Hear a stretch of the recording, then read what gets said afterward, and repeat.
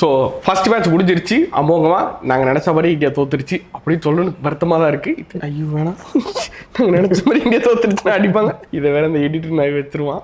அவனை மாட்டாடா என் பம்பர கட்ட மண்டையா. பார்ப்பதற்கே அப்பாவி போல் இருக்கும் இவர்தான் ஒரு பெச் பாலாஜி. ஐசிசி டெஸ்ட் மேட்சில் இந்தியா தோல்வியடைந்ததை கண்டு கைகொட்டி சிரித்தார். நாங்கள் நினச்ச மாதிரி இந்தியா தோத்துருச்சு.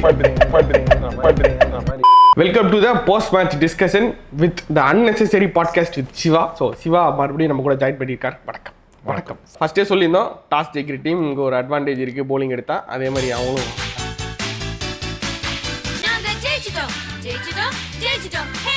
குழந்தாங்க இருந்தாலும் நம்மளும் ஒரு நிறைய சான்சஸ் கொடுத்துட்டோம். ஆமாம், கேட்ச் ட்ராப்ஸ் வந்து ரொம்ப டூ மணி கேட்ச் ட்ராப்ஸ் 7 ட்ராப்னு நினைக்கிறேன். ஒரு கேட்ச் ட்ராப்னாலுமே அது க்ரூஷியலான கேட்ச்னா அது ஒரு இன்னிங்ஸில் ஒரு க்ரூஷியலான பிளேயர்னாக்கில் ஒரு க்ரூஷியல் ட்ராப் அவங்களும் பண்ணாங்க.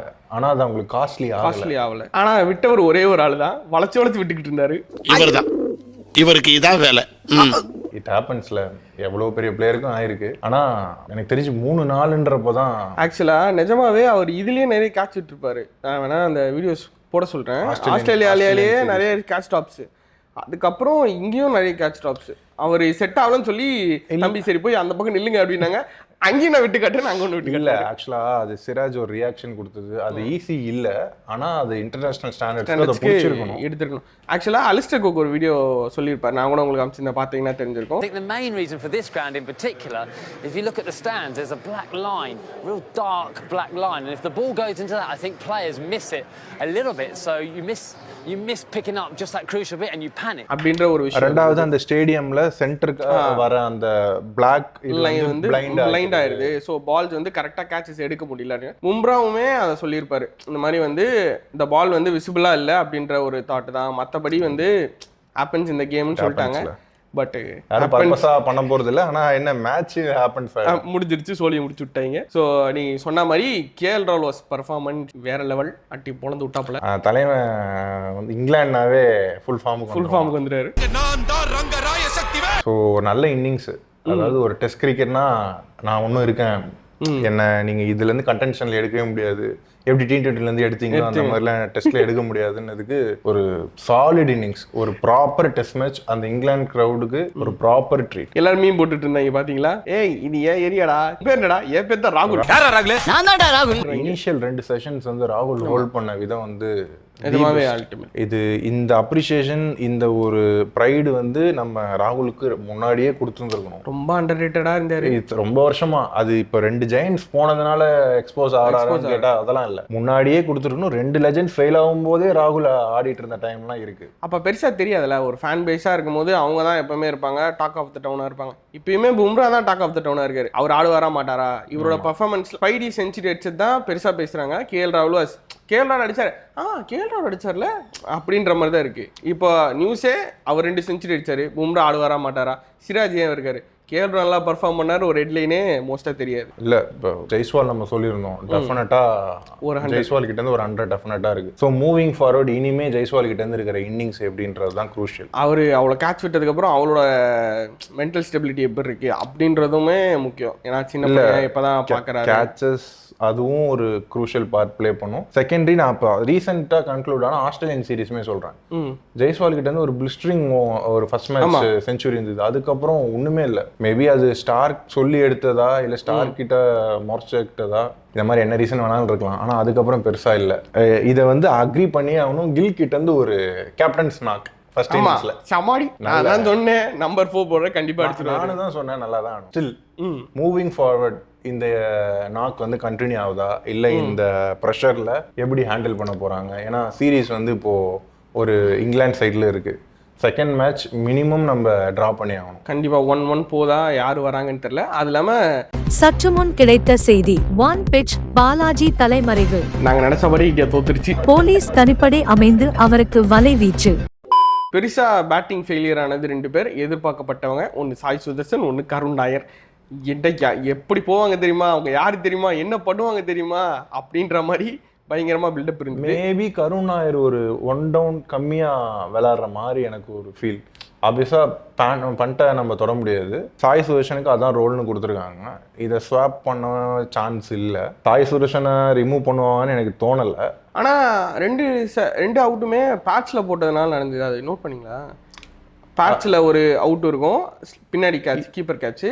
இது வந்து அது பென் ஸ்டோக்ஸ் செட் பண்ணி எடுப்பாரு. அது பார்த்தீங்கன்னா செட்டிங். அது அவர் வந்து அதுக்கு முன்னாடி ஒரு வந்து நவுத்தார், நீங்க நில்லே நான் போடுவேன், அவன் ஃபிளிக் ஆடுவான், கையில விழுனார்.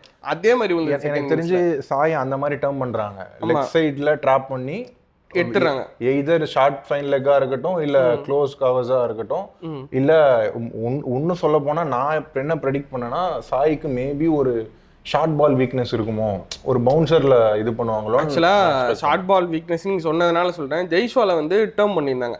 ஃபர்ஸ்ட் இன்னிங்ஸ்ல அவர் அடி பொழந்துகிட்டு இருக்கும் போது எந்த இங்கிலாந்து பவுலருமே அவருக்கு ஓவர் த விக்கெட்ல வரல. எல்லாருமே இந்த சைட்ல இருந்தே போட்டுட்டு இருந்தாங்க, ரைட் ஆம் ஓவர்லயே போட்டுட்டு இருந்தாங்க. அவர் ஜாலியா ஆடிந்தாரு கவர்ஸ்ல, டம்மு. அவர் அவுட் ஆனதுமே பென் ஸ்டோக்ஸ் அரௌண்ட்ல விக்கெட்ல வந்து எடுத்திருப்பாரு. அதுல நிறைய இன்னிங்ஸ் பாத்தீங்கன்னா உங்களுக்கே தெரிஞ்சிருக்கும், into the body போடுவாங்களே, around the விக்கெட்ல இருந்து ஓடி வந்து into the body right hander போட்டானா அவர் ஒரு கை எடுத்துருவார், ஒரு கையில தான் ஆடுறாரு, இப்படிதான் ஆடுறாரு. ஸோ அது வந்து கண்டிப்பா ஒரு வீக்னஸா இருக்கும். கோயிங் ஃபார்வர்ட் கண்டிப்பா மேபி க்ளோசர் டு த பாடி ஒரு ஹிப் லெவல்ல போட்டா ஒரு இஷ்யூ இருக்கு கண்டிப்பாவே. நிறைய பால்ஸ் நான் நோட் பண்ணும்போது அவர் மேட்ச் பார்க்கும்போது அப்படிதான் இருக்கு. கை வருது, ஒரு கை எடுத்துறாரு, ஒரு கையில ஆடுறாரு. அவரு வேற எங்கேயாவது நல்ல பவுன்சி ட்ராக்னா I think they will get. எனக்கு தெரிஞ்சு ஓக்ஸ் போட்ட ஒரு பால் ஒரு ரிப் கேஜ்ல அடிச்சது நினைக்கிறேன், ஒரு நல்ல ஒரு ஷாட் ஃபர்ஸ்ட். அதனால தான் செகண்ட் இன்னிங்ஸ் ஸ்டார்டிங்லேயே ஒரு ஷார்ட் பாலை டெஸ்ட் பண்ணுவாங்க, தூக்கி 6 அடிச்சிருவாரு. அதுக்கப்புறம் தான் சரி ஓகே தம்பி வெளில போட்ட 6 அடிக்கிறியா, இருடா லைன் பால் போறேன்ட்டு போட்டு எடுத்தாங்க. ஸோ ஷார்ட் பால் எனக்கு தெரிஞ்சு அவங்க 2 லெஃப்ட் ஹேண்டருமே எப்படி ஆடுவாங்கன்னு தெரியல. இன்டு த பாடி வரப்போகுது பார்க்கலாம். அது எனக்கு தெரிஞ்சு நம்ம இவ்வளோ நோட் பண்ணுறோம், அனலிஸ்டாக இருக்கவங்களாம் நோட் பண்ணியிருப்பாங்க, சொல்லுவாங்க, ஆப்வியஸா அதில் ஒர்க் பண்ணியிருப்பாங்க. இப்போ இஷ்யூவே என்னன்னா மிடில் ஆர்டர் தான். ஆமா, பண்ட்டு அந்த மீம்ல சொல்ற மாதிரி தான், என்ன தெரியல நான் மட்டும்தான் யாருமே ஆட மாட்டேங்கிற மாதிரி. இதே மாதிரி ஒரு நாக்கு வந்து லாஸ்ட் டைம் நம்ம ஆஸ்திரேலியா போகும்போது 2018 நினைக்கிறேன், 18-19 போகும்போதோ இல்லை 17ல போகும்போதோ பண்ட்டும் புஜாராவோட பார்ட்னர்ஷிப் தான் ரொம்ப குரூஷலாக இருக்கும் அந்த பாரத ஜெயிக்கிறதுக்கே. இவங்களோட பார்ட்னர்ஷிப் ஆஸ் அ டீமாக கம்பைன் ஆகிறத தாண்டி இண்டிவிஜுவலாக அவங்க எவ்வளோ கான்ட்ரிபியூட் பண்ணுறாங்கன்றதுமே ரொம்ப கிரிட்டிக்கலாக இருக்குது. ஏன்னா நம்மளோட மிடில் ஆர்டர் லோட் ஆர்டர் ரொம்ப வீக்காக இருக்கிற மாதிரி தெரியுது. டிகே சொல்லியிருந்தாருல, it's like Doberman dog, face நல்லா இருக்கு, உடம்பு ஓகே, டெய்லே காணும் டெய்லே காணும். இப்போ மிடில் ஆர்டரில் வராப்புன்றதுனால ஃபினிஷிங் இப்போ யார் பண்ண போறான்றது ஒரு பிக்கஸ்ட் கொஸ்டின் மார்க். ஜடேஜா 2 இன்னிங்ஸ்மே நல்லா தான் ஆனாரு. தேவலாம் பிரசித் தூக்கி அடிச்சு வாய் விட்டு தூக்கி அது அதாவது ரொம்ப பரிதாபத்துக்குரிய ஒரு விஷயம். இப்போ அட்லீஸ்ட் அதுதான் சிம்பிள் சிச்சுவேஷன் புரிஞ்சு ஆடி இருக்கணும். ஒரு 30 ரன்ஸ்னால இப்போ நம்ம ஜெயிச்சிருப்போமான்னு தெரியல. மேபி ஒரு ரூட் விக்கெட் எடுத்துருக்கலாம், ஸ்மித் விக்கெட்னா அவங்களுக்கு டெய்லெண்டர்ஸ் ஓப்பன் அப் ஆயிருப்பாங்க. டெய்லெண்டர்ன்றதுனால நான் சொல்றேன், எனக்கு தெரிஞ்சு நான் ரொம்ப வருஷமா இதை பார்க்குறேன், இந்தியாவுக்கு இது ஒரு சாபம். மிடில் ஆர்டர்லாம் நம்ம எடுத்துருவோம், டெய்லெண்டரில் வரவன் அந்த க்ரூஷியல் 40 க்ரூஷியல் 50 அடிச்சு இந்தியாவை போட்டு தள்ளுவோம். இப்போ அந்த நம்பர் 8 அவங்க ரெக்டிஃபை பண்ணலன்னா அடுத்த மேட்ச்மே அடி வாங்குவாங்க. அடுத்து போலித்தா அட்டி புழக்க விட்டாங்க, கிரவுண்டு சுற்றி காட்டாங்க. அவங்க சொன்னாங்க, மாவன இந்தியாவே இந்த அடி அடிக்குதுன்னா நாங்கள் எந்த அடி அடிப்போம் தெரியுமா, எங்கள் ஊர்ற சொந்த ஊருக்காரங்க எல்லாருமே அதே ஃபீல் தான். எனக்கு மட்டும் ஒரு ஓரமாக இருந்தது, நம்ம இவ்வளோ நல்லா விளையாடுறோமே, சொந்த ஊருக்காரன் விளையாட மாட்டானா. வரட்டு இன்னைக்கு அடிக்கிற அடியில மூஞ்சி முகரையெல்லாம் பஞ்சர் ஆயிரணும். நீ பாக்குற இன்னைக்கு சகல என் அடிய பார்த்தது இல்லையா, பார் என்ன அடிங்கிறத மட்டும் நீ இன்னைக்கு பாக்குற. நீ ஜாக்லாரிலாம் ஆடின இன்னிங்ஸ்லாம் செம்ம நாக்கு, அட்டி பறக்க விட்டார். பென்டெக்கெட்லாம் ஸ்லோவாக ஸ்டார்ட் பண்ணிது. அவர் எனக்கு தெரிஞ்சு ரொம்ப கான்ஃபிடென்ட்டாகவே இருந்தார். நீங்கள் நல்லா ஸ்விங் பால் போடுறீங்களா, 2 ஸ்டெப் வெளியே நிற்கிறாரு, அவர் பாட்டு கான்ஃபிடென்ட் ஆகிட்டாரு. நான் வந்து யாரா நீ என்னடா இல்ல இப்போ சைட் ஆஃபோ இல்ல கொஞ்சம் வித்து கொடுத்தா ஹைட்டுக்கு வெறும் பேட்டை மட்டும் போற மாதிரி தான் தெரியுது. செம்ம ஹைட் வர அட்வான்டேஜ். சரி அவரும் சரி ஸ்மித்துமே அந்த ஹைட் அட்வான்டேஜ், 2 பேரும் அட்டி செம்ம அடி அடிக்கிறாங்க. மேட்ச் ஆரம்பிக்கிறதுக்கு முன்னாடி ஒரு மேட்ச் அப் மாதிரி இருந்தது, நம்மளுமே பேசியிருப்போம், 2 டீமுமே பவுலிங் வீக்கா இருக்கு. இதுல இப்போ எனக்கு என்ன தோணுதுன்னா, நம்ம ஃபுல் ஸ்ட்ரென்த்ல வீக்கா இருக்கு, பூம்ராவை மட்டும் எடுத்தோம்னா அவங்க 2-3 பிளேயர்ஸ் ரெஸ்ட் பண்ணியிருக்காங்களோ அன்அவைலபிளோ. இன்கேஸ் அவங்க நெக்ஸ்ட் மேட்ச் வந்தாங்கன்னா இந்த பவுலிங் நம்ம 1000 சொல்லலாம், ஃபிளாட் பிச்சர்ஸ் கொடுக்குறாங்கன்னு. ஒரு நல்ல குவாலிட்டி பிளேயர் பூம்ரா மாதிரி ஒருத்தன் போட்டால் விக்கெட் விழுதுல, கண்டெயின் ஆகுதுல்ல, எல்லாமே பூம்ரா இல்ல. ஓகே அவங்க ஊருக்கு வுட் வந்து அவங்க ஊருக்கு பூம்ரா, ஓகேவா. ஆர்ச்சர் திருப்பி வந்தான்னா அவன் அதே ஆர்ச்சராக வர வேணாம், ஒரு 50% அவங்க ஊருக்கு அவங்க கண்டிஷனுக்கு வந்தானா நம்ம ஆளுங்க கஷ்டப்படுவாங்கல்ல. பர்ஃபார்ம் பண்ணுறதே 3 பேர் தான், அதில் 2 பேர் ஒரு சிங்கிள் டிஜிட்டில் போயிட்டாங்கன்னா 300 நம்மளால தொட முடியாது. 6லாம் கிரைம் டெஸ்ட்டில் 2 இன்னிங்ஸ்லையுமே பிரசித் கிருஷ்ணா 6 எக்கனாமிலாம் ரொம்ப அனியா கடைசியில ஒரு விக்கெட் 2 எடுத்தாரு, okay. But hit the deck bowler, hit the deck பவுலர்னு கூட்டு போனீங்க. அவர் டெக்ல மட்டும் தான் போறாரு, இவங்க டெக்ல போறே ரொம்ப நல்லது, அண்ணன் அடிச்சுக்கிட்டப்பா, அண்ணன் நல்லா இருக்கு, அண்ணன் எடுத்துக்கிட்டேன். ஷர்தால் தாக்கூர் விக்கெட் எடுத்தான்னு சொல்லிட்டு இவங்க ஸ்டேட்டஸ் ஃபயர்லாம் விட்டுக்கிட்டு இருந்தாங்க. அது ரெண்டுமே ஓசி விக்கெட்டு. இப்போ ஓசி விக்கெட், கிரிட்டிக்கல் விக்கெட், நான் அதுக்குள்ள வரல. என்ன இந்த ஓசி விக்கெட் வேற யாராவது போட்டு பண்ணியிருந்திருக்கலாம். இப்போ கொஸ்டின் அது கிடையாது. தாகூரை நம்ம பவுலிங் ஆல்ரவுண்டரா டேர்ம் பண்றோம், எவ்வளவு ஓவர்ஸ் கொடுக்குறீங்க, எப்போ கொண்டு வரீங்க, அதுவும் ஒன்று இருக்கு. யூஸே பண்ணலன்றதுலாம். இதுக்கு நீங்க அட்லீஸ்ட் ஒரு பியூர் பவுலர் ஆட்டு போயிடுங்கன்ற.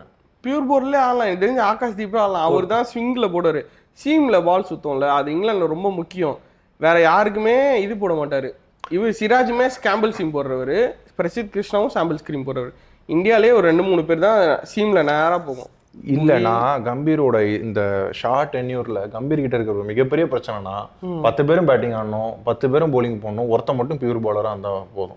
இது டெஸ்ட் கிரிக்கெட்ல எந்த அளவுக்கு சாத்தியம்னு எனக்கு தெரியல. இப்போ இங்கிலாந்து டீம் அப்படியே ஆப்போசிட்ல பார்த்தா பஷீர்ன்றவர் ஒரு பியூர் ஸ்பின்னர். இதே நம்ம ஒரு ஸ்பின்னர் வச்சிருக்கோமானா ஜடேஜா ஒருத்தர் போதும், பஷீரை விட பெட்டர்னு நம்ம சொல்லிக்கலாம். ஸ்டில் அவங்க ரெடியா இருக்காங்களா அந்த ரிஸ்க் எடுக்கிறதுக்கு, ஒரு பியூர் ஸ்பின்னர் எடுத்துட்டு போறதுக்கு? நம்ம அந்த இடத்துல ஒரு குல்தீப்போ இல்ல ஃபார் எக்ஸாம்பிள் ஆகாஷ் தீபோ விளையாடி இருக்கலாம். இல்லாம பும்ரா அடுத்து வருவாரா வரமாட்டாங்களான்னு எல்லாரும் கேட்டுக்கிட்டு இருக்காங்க. இப்போ எல்லாரும் கெஞ்சிருது என்னன்னா, ஐயா விளையாடுங்க, ஏய் நான் செத்துருவேன்டா, செத்தாலும் பரவாயில்ல, நீ கிரவுண்ட்ல சாவுன்றாங்க. இப்போ செகண்ட் இன்னிங்ஸ் நம்ம மேட்ச் பார்க்கும்போது அவர் வெளில போயிட்டாரு, ஃபியூயல் அவுட். ஆமா, எனக்கு தெரிஞ்சு பும்ரா அடுத்த மேட்ச் ஆடக்கூடாது. ஆனா அது டீமுக்கு எந்த அளவுக்கு அஃபெக்ட் பண்ணுன்னா, இன்கேஸ் இந்தியா நெக்ஸ்ட் மேட்ச் தோத்துட்டாங்கன்னா ரொம்ப கஷ்டமாயிடும். 2-0 அதுக்கப்புறம் கஷ்டம், ரிவைவ்லாம் வருது. இப்போ பூம்ரா மாதிரி நம்மளுக்கு இன்னொரு பூம்ரா இருந்தா 2 எண்ட்லையும் போடுறதுக்கு கம்ஃபர்டபுளா இருக்கும். இப்போ பூம்ரா ஒரு சைடில் எல்லாத்தையும் ஹோல்ட் பண்ணா அடுத்த சைடில் ரிலீஸ் பாயிண்ட் பண்றதுக்கு சிராஜ் இருக்காரு. சிராஜ் பாதி மேட்ச் நல்லா போட்டா மீதி மேட்ச் யாரு கூட சண்டையை போட்டு அவங்க வெறியாகி அவனுக்கு வெறியே அடிக்கிறாங்க. எனக்கு தெரிஞ்சு அந்த டீம்ல ஓரளவுக்கு கண்டெயின் பண்றாங்கனால அந்த 3 பேர் தான் நல்லா போட்டாங்க. ஜடேஜா எக்கனாமிக்கலா எப்பவுமே போடுற மாதிரி போட்டார். அவர் கடைசியா தான் திரும்பிச்சு 5வது டேல செகண்ட் செஷன்ல முடிஞ்சு போச்சுடா, செத்ததுக்கு அப்புறம் என்ன பண்ணிட்டு இருக்கீங்கன்ற மாதிரி. அப்புறம் சிராஜுமே ஓரளவுக்கு ஓகேவா தான் போட்டார். எனக்கு பிரசித் கிருஷ்ணா போட்டதெல்லாம் சும்மா ஓடேந்து ஹிட் த டெக்ல அடிச்சு எடுக்கிற மாதிரி இருந்தது. எண்ட் ஆஃப் த டே எஃபெக்டிவாக இருக்கா, அவங்கள எவ்வளோ ட்ரபிள் பண்ணுச்சு, டெஸ்ட்டில் எப்படி நம்ம T20ல ஒரு நல்ல ஒரு டாட் பால் மேக் பண்ணிகிட்டே இருக்கோம், அடுத்த ஒரு விக்கெட் உள்ளன்ற அவசியம் இல்லை. டெஸ்ட்டில் as long as you can take some time. ஆனால் இந்த பஸ் பால் ஆடுற இவங்க இந்த பசங்க கிட்ட நல்ல பால் போட்டாலுமே அடிக்கிறானுங்க, எப்படி போட்டாலும் அடிக்கிறான்டா. எல்லாரும் ஃபர்ஸ்ட் டே டாஸ் அவங்க போலிங் எடுத்தவொடனே ஏன் போலிங் எடுத்தீங்க அப்படின்னு சொல்லி எப்படி கிரிட்டிசைஸ் பண்ணாங்க. அவங்க போலிங் எடுத்ததான் அவங்களுக்கு மிகப்பெரிய கேம் ஸ்டைலுக்கு பவுலிங் தான் கரெக்ட். ஸ்டோக்ஸுமே நீங்கள் சொன்ன மாதிரி அவுட்ஸ்டாண்டிங் பர்ஃபார்மன்ஸ். தலைவன் வந்தா பேட்ல 4 நாள் போலிங், தலைவன் வந்தானா ஒன்று பேட்டு இல்லை பால், கான்ட்ரிபியூட் பண்ணாமல் போகவே மாட்டான். ப்ரூக்கு ஃபர்ஸ்ட் இன்னிங்ஸ்ல ஆன இன்னிங்ஸுமே 99ல் அவுட்டு. பட் ஆனால் சம்மாட்டி நல்ல ஷாட் மேக்கிங், எல்லாருமே அந்த டீம்ல நல்லா தான் பேட்டிங் ஆடுறாங்க. எனக்கு தெரிஞ்சு ஒரு டஃப்பான கண்டிஷன்ல 2 டீமுமே மோதுறாங்கன்னா அப்போ தெரிஞ்சிடும் யார் பெட்டரான ஒரு டீமா இருக்காங்க, யார் பெட்டரான டீமா இல்லை அப்படின்ட்டு. ஒரு நல்ல போலிங், அதுக்கப்புறம் லோயல் மின்றால எனக்கு தெரிஞ்சு உள்ள போய் கருண் நாயரே ஸ்டம்ப் எடுத்து அடிச்சுட்டு இருப்பாங்கன்னு நினைக்கிறேன். கௌதம் கம்பீர் இவ்வளோ அங்கே அடிச்சுட்டு வந்துன்றதெல்லாம் ஒன்று சேர்த்துருக்கேன், கொஞ்சம் கொண்டுருவோனே ஒழுங்கா விளையாடு அப்படின்ட்டு. எனக்கு தெரியல இன்னும் அட்லீஸ்ட் ஒரு மேட்ச் கொடுப்பாங்க கண்டிப்பா. ஏன்னா சேஞ்ச் பண்ண மாட்டாங்க. எனக்கு தெரிஞ்சு சேஞ்ச் பண்றதா இருந்தா ஜெய்ஸ்வால ஸ்லிப்ல இருந்து எடுத்துருவாங்கன்னு நினைக்கிறேன். தம்பி நீங்க ஸ்லிப் கார்டுல நிக்க வேணா வெளில போயிடு, நீ நிக்க வேண்டிய இடம் எது இல்ல, போய் கக்கிசிட்ட போய் நில்லு. Okay boss. இதே ஷர்தால் தாக்கூர் மாத்திடுவாங்க, பிரசித் கிருஷ்ணா மாத்துவாங்கன்னு நினைக்கிறேன். எனக்கு தெரிஞ்சு போலிங்ல ஒரு நல்ல சேஞ்ச் இருக்கும், பார்க்கலாம். மேபி அது இவங்களுக்கு ஒர்க் ஆகலாம். என்னோட ஃபீல், என்னோட ப்ரெடிக்ஷன் வந்து ஹர்ஷீப் நெக்ஸ்ட் மேட்ச் டெபியூ பண்ணணும். அதுதான் பூம்ராக்கு சரியான ரிப்ளேஸ்மெண்ட்டாக இருக்கும். இல்லை இன்கேஸ் நான் ஃபுல் த்ராட்டரில் போகிறேன், நான் அடுத்த மேட்ச் வின்னுக்கு ஆடுறேன், வின் பண்ணிடுறேன், பூம்ராவை நான் அடுத்த மேட்ச் ரெஸ்ட் பண்ணுறேன்னா அது எந்த அளவுக்கு லாஜிக்கலாக பூம்ராவோட ஃபிட்னஸ் எப்படின்னு தெரில. நான் பார்த்த வரைக்கும் பூம்ரா நடந்து போன வரைக்கும் இந்தியாவோட நலன் கருதி அடுத்த மேட்ச் பூம்ரா ஆக்சுவலாக கேட்பாங்க கில்லையே, என்னப்பா இந்த மாதிரி அவர் வெளில போயிட்டாரு அப்படின்னும் போது, இல்லை 15 ரன் தான் இருக்கு, ஒன்றும் பண்ண முடியாதுன்னு தெரிஞ்சிச்சு, சும்மா அவர் வெளில போனார், is fit, is all fine அப்படின்னு தான் சொல்லியிருக்காங்க. அது இல்லாமல் டேஸ் இன்னும் ஒன்று இருக்கு, ஆக்சுவலாக இன்னும் ஒரு 5-6 டேஸ் மேலேயே இருக்கு. 1 வீக் நினைக்கிறேன், நெக்ஸ்ட் வீக் தான் இதோட. அதனால டைம்குள்ளே ரீப்ளேஸ் ஆயிடுவார்னு நினைக்கிறோம், பார்ப்போம்.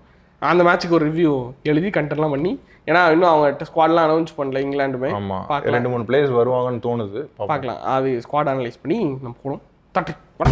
இன்றைய முக்கிய செய்திகள். இந்தியா கிரிக்கெட் வெறுப்பாளர் பாலாஜியை துரைசிங்கம் இங்கிலாந்தில் கைது செய்தார்.